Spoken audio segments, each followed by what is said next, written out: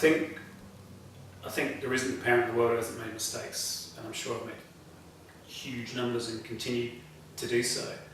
I think sometimes I give in to the kids too easily. I think the kids know they can kind of play me off against their mother, who won't give in, and I'll be the one who caves in and lets them have sugar on their porridge, whereas the mother would never let that happen, or I'll let them stay up or have an extra sweet or whatever it might be. And I think sometimes it can be a little bit too soft in places, and I think that is something that I think you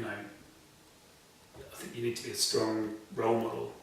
I think you learn that, and then you can't be their friend really. I think at other times, it's easy to can't be their mate. You realise you're not there to be their mate, you're there to be a parent and a figure of authority, and someone for them to look up to rather than someone for them to see as on their level. Yeah. So I think those sort of areas, I think probably a lot of people make mistakes, but I'm pretty certain I did as well. But other than that, God, probably too many to even think of. I'll write out a list. The most common emotions. Tiredness, I think, emotion.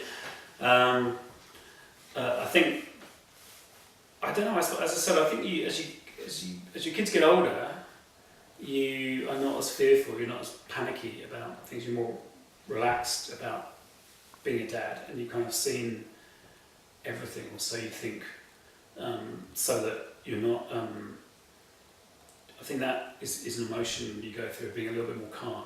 Yeah. But other than that, it's difficult. I guess you go through every emotion. Sometimes within the space of 10 seconds, you can go through every single emotion there is.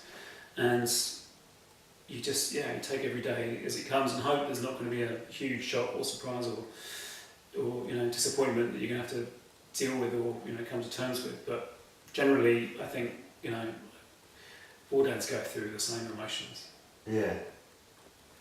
Well, I think it changes your relationship so that it's not just the two of you. Suddenly there's, someone else in the way, and, you've got to rearrange your priorities.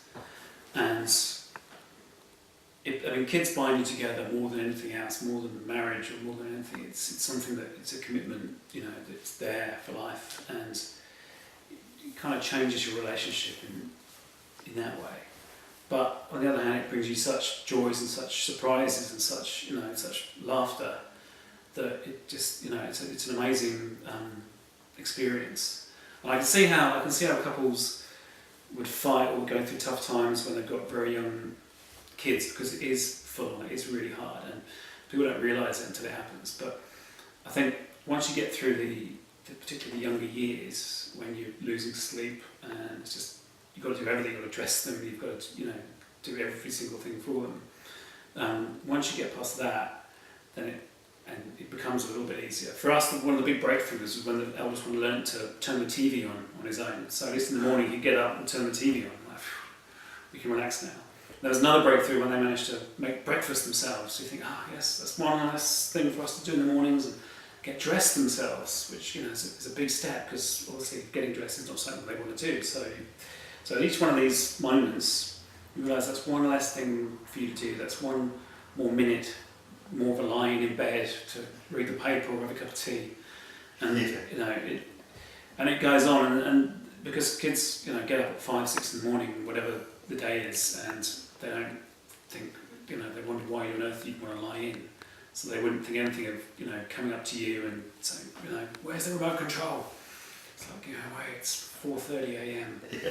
But now it's gone the other way, so our teenager is impossible to get out of bed now unless you can actually physically leave for him out. So he's become the teenager who, would stay in bed all day if he could.